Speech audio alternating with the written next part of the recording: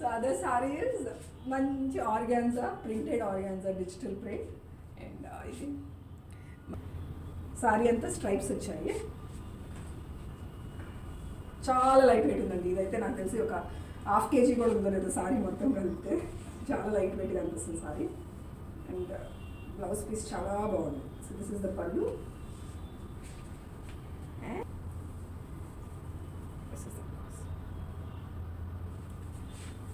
Sorry it's like this.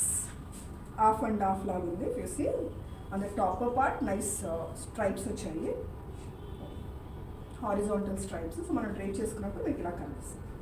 And border is like this. మంచి ఇక్కడ చూస్తే thread work, zari work and pearls add అయినాయండి, highlight అవుతా.